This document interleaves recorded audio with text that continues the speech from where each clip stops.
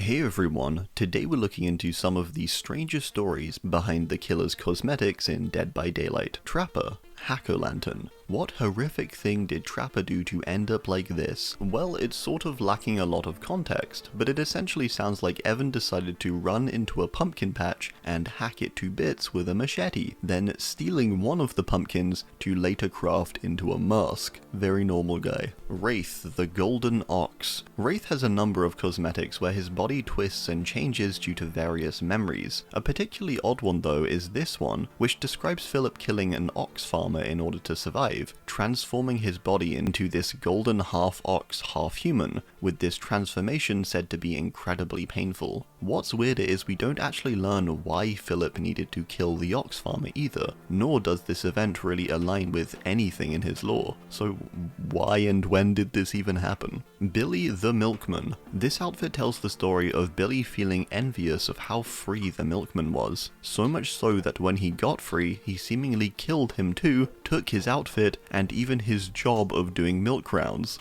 with him going house to house, but more than likely not delivering milk, and instead a swift milk hammer blow, I suppose is how I'd phrase it. Nurse, Death's Cloak. This is a bizarre cosmetic with Nurse appearing skeletal beneath her cloak, and her appearance taking on that similar to the Grim Reaper. The story behind this is quite odd though, with it being quite disturbing actually, being an event from the perspective of one of Sally's patients on the night of the Crotus Pren massacre. The way they viewed her in their final moments was in their image of death, which is what she now embodies. Pretty creepy. So this skeletal body is actually how a patient viewed her. Myers, Flathead Skull Piercer. Yeah, just the screwdriver.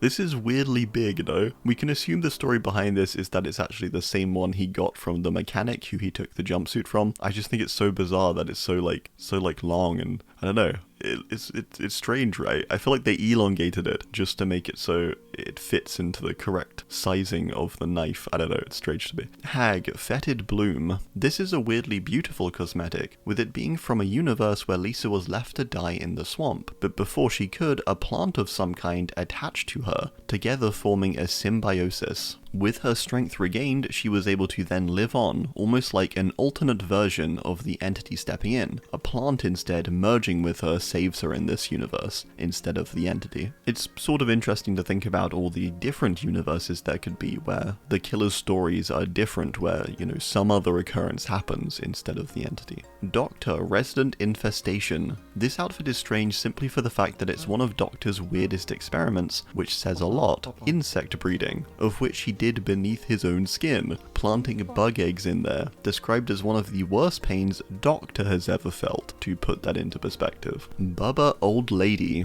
I wasn't too sure what to pick for Bubba, but it's always seemed strange to me what the story behind this cosmetic is. Did an old lady wander onto the family house? Was it maybe a family member Bubba fondly remembers and tries to embody? I don't know. This one's more of a mystery, I suppose, than a story, but I think the mystery behind this one is quite strange and interesting. Huntress, A Beach Day. This is of course a reference to her Hooked on You appearance, but its lore actually doesn't refer to this, but instead another story. One Anna's mother told her about a girl who lives by the sea, something Anna barely understands. She doesn't really get what the sea is, seemingly. It seems this creation therefore is actually something she scavenged together, piecing together anything that reminded her of her mother's tale. Just thought that was quite interesting. She's never actually seen the sea. Freddy, nothing. Freddy's just the worst. There's nothing ever to say about him when it comes to cosmetics, because he has none. It's strange he has none, I guess. I don't know what to say. The story here is that he's annoying, and he trips me up on every video I have to talk about cosmetics, because he doesn't even have any. Pig, Deceiver. This outfit is very deceptive indeed, and sort of weird because Amanda's actually stolen it from Rig from Saw. What's weirder is the outfit makes no reference to him seemingly either. She's just nicked his cool fit and passing it off as her style in the realm. Clown, a Great Ape. This is one of the most bizarre cosmetics, which tells the story of an orangutan within Clown's circus, which Kenneth had a great anger and grudge towards. So much so that the orangutan speaks to him telepathically. Yep, you're hearing that right. Spoke to him telepathically after he was plotting to kill it. The orangutan tells him to be nicer to animals, and Maurice in particular. This was all likely Maurice's doing in reality, with Maurice actually having telepathic powers, capable of getting people to do things things with his mind. So yeah, and that's all canon. Spirit, Shady Sunbather. This cosmetic, unlike Huntress's Hooked on You one, seems to take place inside of the realm. It tells the story of Rin going to a beach to walk and lay on it in the shadows after a day of killing in the trials, which is kind of crazy to think of. Spirit clocks off her work from the trials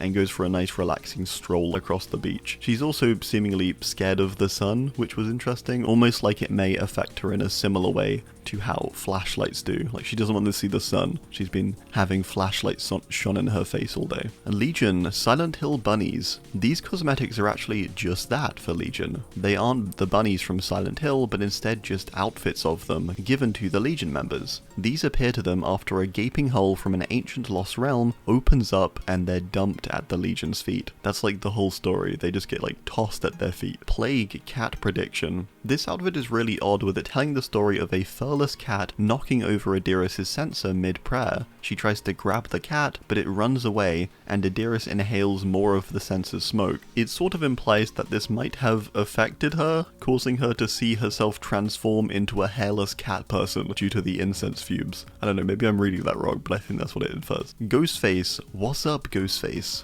This mask is bizarre for Ghostface, as he's a character in his tome lore who gets really angry at the idea of parody and other killers of the realm, such as the Trapper, being mocked. Therefore it's kind of odd he would knowingly wear this mask, being a mockery of his own character, and a mask which literally originates from a parody film of the Ghostface. Granted, Ghosty likely has loosened up a bit since then, but it's still quite odd. Demogorgon Mutations. Demo has multiple strange transformations that happen to it simply by existing in the realm. It's almost as if its presence alone causes them, which is bizarre. One is a mutation that spreads across Demo's skin, causing rock-like growths, and the other one is caused by the fog, and results in this armor-like coating. Oni Night Hum. This outfit seems to describe some sort of ritual challenge in which Kazan had to hunt down a moth during the night, sneaking up on it and slicing it down. Something quite funny to think about this hulk of a man doing. All of this though to seemingly cause Kazan to unleash some sort of arachnid or moth-like power. You could also kind of see this with there being these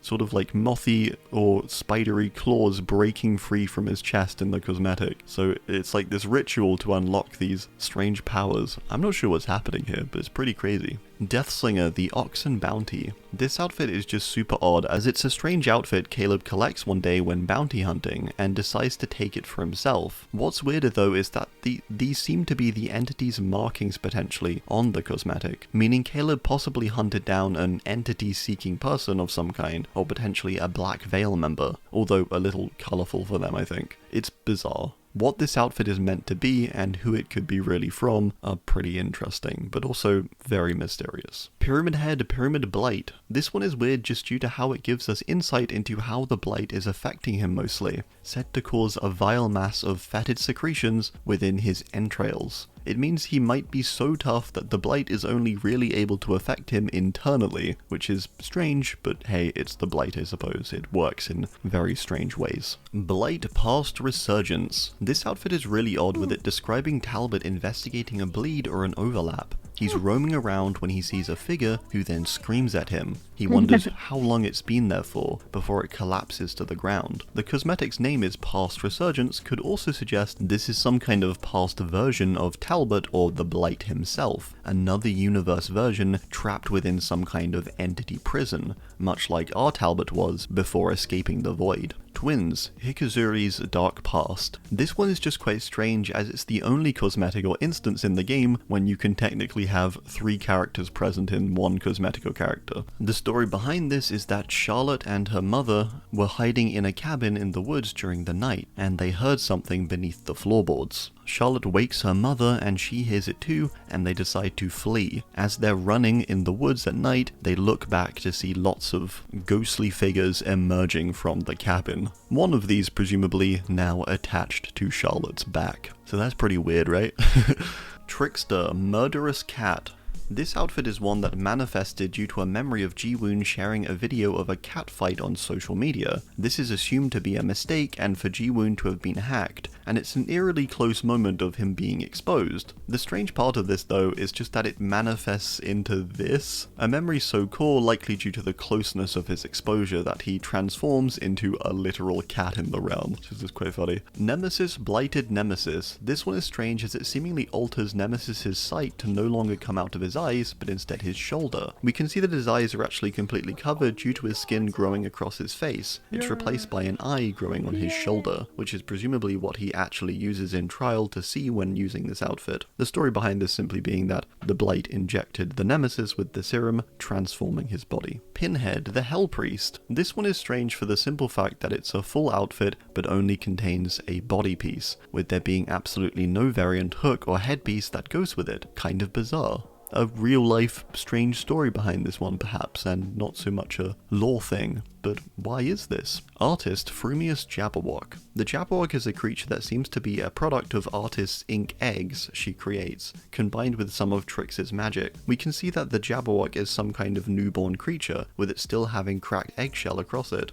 It has to have some relation to Artist though too, due to it sharing her ink hands and features, and of course being a skin for her. Therefore, deducing the story here, it seems the Jabberwock came out of Artist's ink egg, manifested with the powers of Tricks, who is capable of creating things in the fog, much like Vigo. That one is more of speculation, admittedly, but those things do all connect and it makes sense, I think. Sadako, swollen excrescence. Sadako is said to have been over-injected with the serum in her blighted look, and this is potentially simply down to her size. She's quite small, and therefore more serum causes her to become overloaded far quicker. Despite her power, it seems to literally be making her slowly burst almost. Dredge, crustacean threat. This one is bizarre with it telling the story of another community potentially similar to the Garden of Joy. In this community though, their violent event is set off by a man slicing another man's throat with a cracked crab. Then this causes the dredge to manifest and seemingly consume them all, as this leader of this town or group or something just like watches on. It's just such a bizarre setup. Maybe it's Otto Stamper again, this time with a crab strategy. Who knows? Wesker, S.T.A.R.S. Wesker. This one is more of a theory or speculation I suppose, but it's quite funny to think that S.T.A.R.S. Wesker out of the trials has to always be on his toes because of Nemesis being around. If Nemesis sees him with this on, he's spending the next few hours getting lethally pursued. So that's sort of like an inferred story, is that out of the trials, Wesker can't wear this in case he gets tunneled by Nemesis. Knight Vanquished Destroyer. This is an outfit Tarhos claimed from another mercenary who he defeated.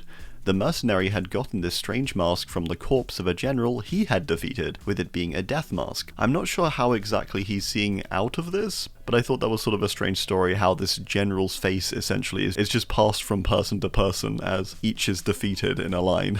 Skull Merchant Slipshod Prototype. This is one of Merchant's weapons and the alternate to her base one, with it being the earlier prototype of the final design. What I find strange about it though is that it actually sort of fits her final look better than the actual final one does. The gold colouring matches her eye, and the colour scheme on the side actually makes more sense with her base look, so I just thought that was kind of strange. Singularity, Cold Snap, and Cutter Frame. This is sort of a detail more so, but an inferred story is there. On both of these outfits you can see this small drip on each of them. I just like how it implies that Hux may be balancing out the intense cold or heat, causing the ice to melt, and causing a sort of sweat function almost for the heat, or sort of like a radiator function for the cold. It's a strange little detail to notice, but it adds to this idea of Hux crafting himself to perfection. Xenomorph Clone. This is quite simply a biological mashup of both Xenomorph and Ripley DNA. That's the story. It's really freaky. Chucky Blighted Good Guy. This one is interesting with it being commented on as strange by Blight, seemingly, with there being notes of this test on Chucky initially seeming pointless. However, it ends up working out. The serum ultimately caused doll hands and feet to poke out from Chucky's body, and even a new blade to appear from within him that he uses in trial. This weapon is just a part of Chucky. That's pretty crazy, right? He grew it himself. It's a homegrown weapon. Unknown, real-life tale. This outfit tells the story of a kid telling some others that the unknown killed an actor playing the big bad wolf, with this causing it to really happen. The actor disappears in the middle of the show on stage. This causes Unknown's look in the realm that we see now, which is Unknown pretending to be an actor, who's pretending to be the big bad wolf, who's pretending to be a grandma. I thought that was quite strange. Vecna, Decaying King. This outfit describes a cult forming for Vecna, praising him so greatly that they built temples and statues in his likeness. This cosmetic is one of those statues that was summoned with a ritual of some kind. This seems to just be an animated Vecna statue therefore, and not actually Vecna, which is quite strange. That's why he's also so grey, it's just a stone version of Vecna. Dracula True Form. The story here is that this is Dracula's true form when he's not putting up any kind of facade, and he needs to go all out as it were. The main thing I find strange about it though is just how impractical it is. It's got these weird snake mouths everywhere, these annoyingly placed horns, wings that would impede his peripheral vision, and I'm sure it's hard to write your daily shopping list with claws like that. Houndmaster Ultimate Houndmaster. This outfit gives brief insight into when Portia stepped into the fog, describing her seeing all her dogs from her past and present running free in the realm. We get to just see one of these other dogs though, with it being this one. It's strange with it having different coloured eyes to Snug and seeming far more groomed. It's unclear who this dog is though, which one of the ones in her lore actually is it? Let me know about any other strange stories you've read about in the cosmetics. Thanks and goodbye.